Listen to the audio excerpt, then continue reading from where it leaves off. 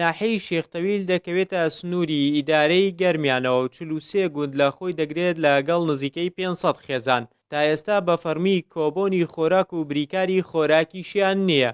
لە شارەکانی تر هاوڵاتیەکانی کۆبوونیان هەیە و خۆراک و نەوت و پێداویستی و ئەو مامەڵانیشی بەپێی کۆبوونی خۆراک ئەنجام دەدرێت بۆ ئەمانیش ڕای دەکرێت.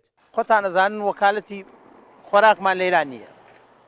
بڕێکمان لە دەربەنیخانە بڕێکمان لە باوەنوورەجای ئێمە داواکاری هەمی ئارد هەمی نەوت بخێتەوە سەر ناحەکەی خۆمان لەبەرەوەی خەڵک توانایی نییە هەر جارێ ئەڕات و 10,000 دینار سەرفکا و بیداتە حەقی 2 پیارسکا شتێک بیتێرێتەوە 2 دبەڕۆن نەچین بۆ شارەکانی تر ئێمە وەکو ناحیە ئێمە چ فەرقێکمانەیە لێل باوەنوور و دەربەنیخانە هەتا ئەچین لوێ نەوت و بایع و ئەم شتانە وەرەگری داواکارم بۆمان بێنەوە بۆ ئەیرە.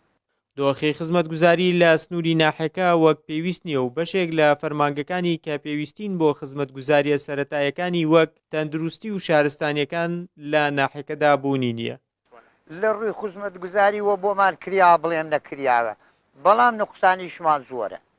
کێشەی ئاومانەیە کێشەی ڕێگاوبانمان لەناو ئاوای وە هەمانە ئەم شتانەمان هەیە لەیرە.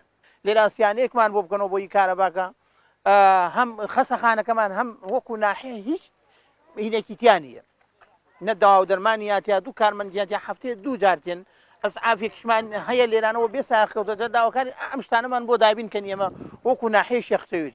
بەڕێوەبەری ناحەکەیان پشتگیری داواکاری هاوڵاتیان دەکات و دەڵێت داواکاریمان کردووە و لە چەند مانگی داهاتوودا هەوڵ دەدەن کێشەی کۆبوونی خۆراک چارەسەر بکەین و داواشمان لە ڕێکخراوەکان کردووە دەستی هاوکاری بگێنە ناحەکەمان.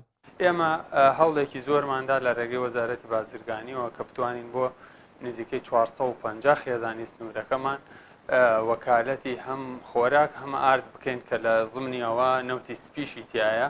ئێستا ئیجراعاتەکان هەمووی تەواو بووە لە وەزارەتی بازرگانیە بڕیارە بەهۆی سەری ساڵەوە دواکەوت بوو بڕیارە لەم مانگای ئینشاءڵڵا شێختەویل وەکالەتی ئارد و خۆراکی خۆی هەبێ پێشووتر لەلایەن حکوومەتی هەرێمەوە بەڕاستی بەپێی ئەو قوربانیدان و ئەو خەبات و ماندووبوونەی لەم ناحێ و لەم سنوورا کراوە خزمەت نەکراوە. ساڵی نەوەتەکان ڕێکخراوەکان هاتبوونە سەر خەت لەبەرەوەی حکوومەت نەیەتوانی وەکو پێویست خزمەتی خەڵک و خزمەتی سنوورەکە بکە.